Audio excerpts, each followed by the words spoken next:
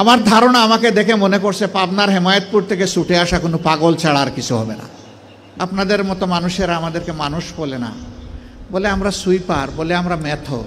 ছোট লোকদের পক্ষ থেকে আমি তোমাদের কাছে ক্ষমা চাই। ওই ময়লার ভাগাড়ের কাছে হাজির হলাম, ততক্ষণে একদল লোক যারা এই ময়লাগুলা বেলচা দিয়ে ডাম্পিং ট্রাকে উঠিয়ে শেষ করেছে, এখন বেলচা ছুঁড়ে ওখানে ফেলে দিয়েছে। তাদেরকে গিয়ে সালাম দিলাম, 5 জন লোক, আসসালামু আলাইকুম। জবাব দেয় না, মুখের দিকে তাকায়। আবার সালাম দিলাম, আসসালামু আলাইকুম। এবারও জবাব পেলাম না, আবারও মুখের দিকে তাকায়। এরপরে বললাম, কি ভাই আপনাদের মধ্যে কি কেউ মুসলমান আছেন? একজন ভীষণ রাগ করে বলল, আমি শুধু মুসলমান না, বাকি ওরা তো সব মুসলমান। তো জবাব দেয় না কেন? বললাম কোনো সমস্যা নাই। আবার সালাম দিচ্ছি, আসসালামু আলাইকুম। এবার সবাই সমস্যারে জবাব দিল, ওয়ালাইকুম আসসালাম। জিজ্ঞেস করলো, আপনি কে? বললাম আপনাদের জাতি ভাই। আপনি কি সিনেমা করতে আসছেন? আমার এই চেহারা দেখে মনে হয় যে আমি সিনেমা করতে আসছি। কয় না, তা তো মনে হয় না, কিন্তু আপনার কথাবার্তায় তো এরকমই মনে হচ্ছে। তো আপনি কেন আসছেন? আমি বললাম আপনাদের হাত ধুইতে আসছি। ওই শুনেন, আমরা গরিব মানুষ, আমাদেরকে নিয়ে উপহাস করবেন না। আমি বললাম আল্লাহর কসম আমি উপহাসও করতে আসিনি।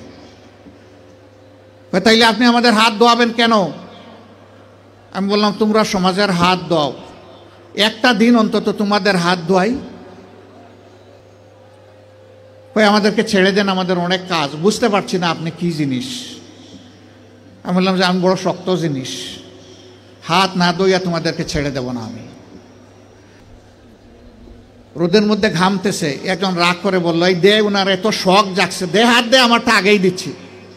তো উনি হাত দিল, আমি ধোয়াই ঠোয়া কসলাইয়া পরিষ্কার করে বললাম, ভাই অনেক শুক্রিয়া তোমাকে। একজন একজন করে হাত দেয় আর খিলখিলাইয়া হাসে। আমার ধারণা আমাকে দেখে মনে করছে পাবনার হেমায়েতপুর থেকে ছুটে আসা কোনো পাগল ছাড়া আর কিছু হবে না। হাত ধোয়ানো শেষ। এবার আমার 2 সঙ্গীকে বললাম যে একটু খাবারের প্যাকেটটা দেন। বললাম না না, এগুলো লাগবে না। বললাম কেন লাগবে না ভাই? তোমরা তো চাওনি, আমি খুশি হয়ে দিচ্ছি, একটু নিবা না? জি না জি না জি না, এগুলো আমরা। আমি বললাম যে বলো তাইলে কোনটা থেকে খেতে হবে, আমি আগে খাই একটু, তারপরে নিয়ে যাও। তখন একজন বলে তাইলে ঠিক আছে দিয়া দেন। আমি বললাম হ্যাঁ, দুনিয়া অনেক কিছু ঘটে। হাতে নিল, নেওয়ার পরে একজন একটু দীর্ঘ শ্বাস ফেলে বলল, তাহলে আমরাও মানুষ। আমি বললাম কেন এই কথা বললেন কেন? জি না, আপনাদের মতো মানুষেরা আমাদেরকে মানুষ বলে না, বলে আমরা সুইপার, বলে আমরা মেথর। আমাদের কাছে কেউ দাঁড়াইতে চায় না। কোনো রাস্তা দিয়ে আমরা হাঁটলে মানুষ সরে যায়। সমাজের মানুষ আমাদেরকে অচ্ছুত মনে করে, এদেরকে ছুঁইলেই জাত যাবে। আমি হাত জোড় করে বললাম, সোফা কাপড়ের ছোট লোকদের পক্ষ থেকে আমি তোমাদের কাছে ক্ষমা চাই। আমাকে ক্ষমা করো, আমাদেরকে ক্ষমা করো।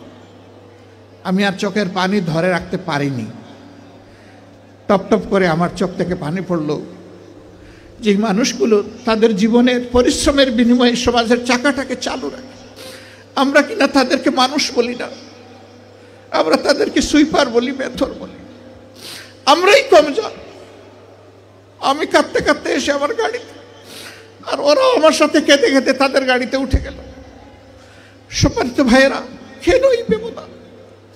এদের ছাড়া কি এই সমাজ চলবে? যদি না চলে তারা, তাইলে এই সমাজে তারা একটু স্বীকৃতি পায় না কেন? একটু মর্যাদা কেন পায় না তারা?